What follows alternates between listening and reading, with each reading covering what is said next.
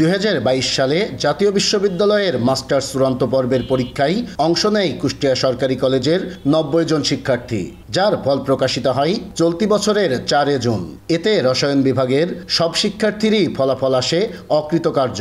বিষয়টি নিয়ে শিক্ষার্থীরা বিভাগের শিক্ষকদের সাথে যোগাযোগ করলে জানতে পারেন ব্যবহারিক ও মৌখিক পরীক্ষার ফলাফল বোর্ডে না পাঠানোই ঘটেছে এমন বিপর্যয়।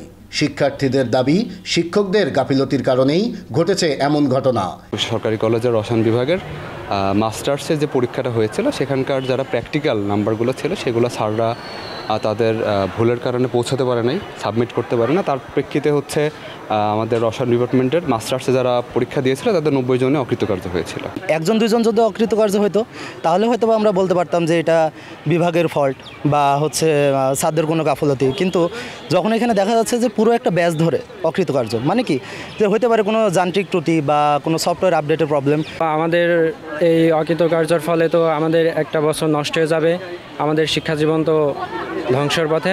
তবে এর দায় স্বীকার করে রসায়ন বিভাগের প্রধান রুকনুজ্জামান বলছেন, ব্যবহারিক ও মৌখিক পরীক্ষার ফলাফল অনলাইনে সাবমিট করা হয়েছিল, তবে কারিগরি ত্রুটির কারণে তা সাবমিট হয়নি। সার্ভার ডাউন থাকার কারণে অনলাইন ওইটা সাবমিট হয়নি, পৌঁছায়নি, কিন্তু সেইটা আমাদের অসতর্কতা, সেই কারণে ভুল হয়েছে। ওইটা আমাদের পরে রিচেক করা দরকার ছিল। আর ঘটনাটি দুঃখজনক উল্লেখ করে কুষ্টিয়া সরকারি কলেজের অধ্যক্ষ রুহুল আমিন বলছেন, বিষয়টি সমাধানের চেষ্টা করছেন তারা। কারো দায়িত্বে অবহেলা থাকলে নেবেন ব্যবস্থা।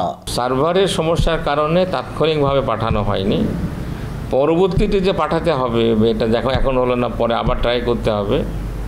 কোনো কারণে এই বিভাগীয় শিক্ষকদের কিছু অসতর্কতার বিষয়টা করছে বসে, তা আমরা জানার সাথে সাথে বিশ্ববিদ্যালয়কে যোগাযোগ করছি। আশা করছি যে একেবারে অল্প সময়ের মধ্যে এই বিষয়টি নিষ্পত্তি করা যাবে। দায়িত্বে অবহেলার কারণে শিক্ষার্থীদের এমন ফল বিপর্যয়ের ঘটনায় জড়িত শিক্ষকদের বিরুদ্ধে ব্যবস্থা চাই শিক্ষার্থীরা।